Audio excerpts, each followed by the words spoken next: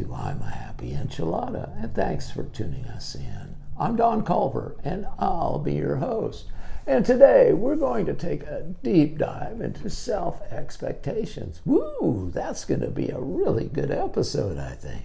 And I would bet that few people realize that self-expectations is even a thing to talk about or consider, right?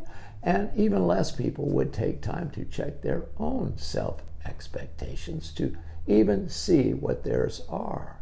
Well, be aware, everyone, that self-expectations are very important, no matter if it's personal or social expectations. So now, let's just jump in there, okay? And let's start with a definition of personal expectations. These are the beliefs that an individual has about themselves, their abilities, and how they think they will perform in various situations. For example, someone may have high expectations for their academic performance or career advancement. Now, next, what is the definition of social expectations?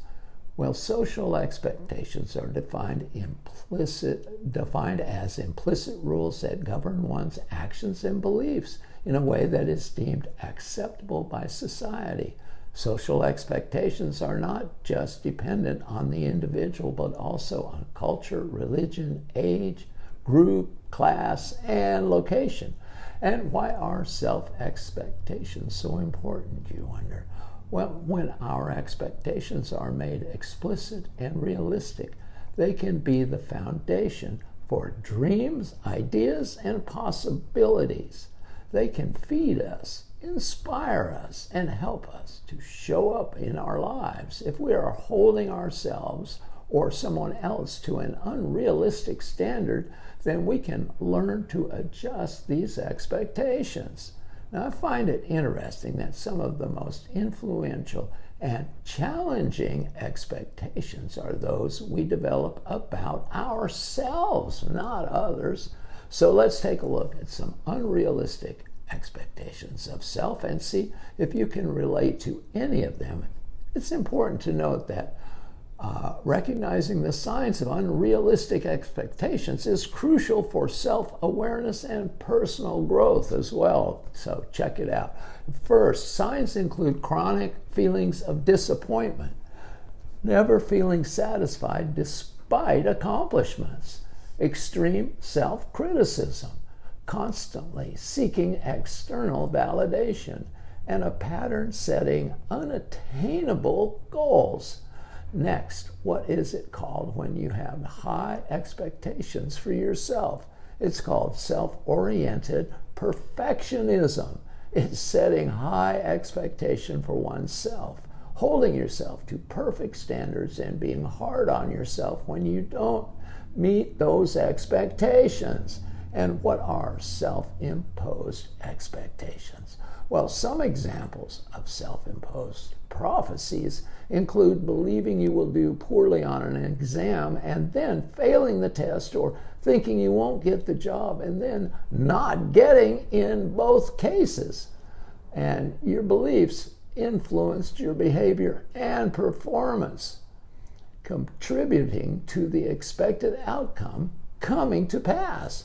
Think about that. I'm sure most of us could recollect a specific incident where that kind of scenario actually played out in our own lives, right? I can.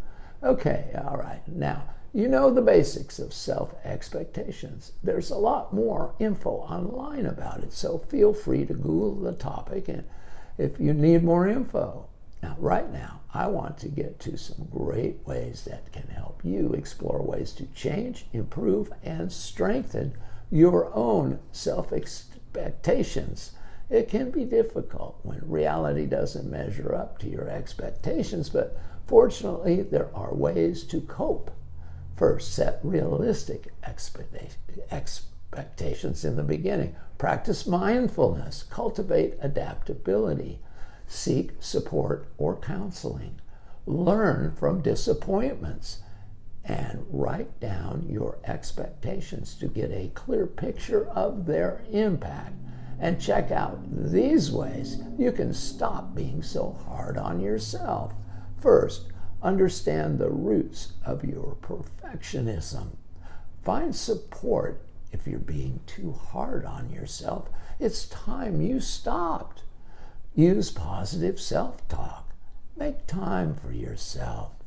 And challenge your beliefs. And lastly, if you want to check in with your expectations and release the pressure and tension they're creating in your body, follow these steps. First, awareness. Notice what your expectations are. Be realistic. Ask yourself, are my expectations really realistic? Practice compassion. Let go and reframe.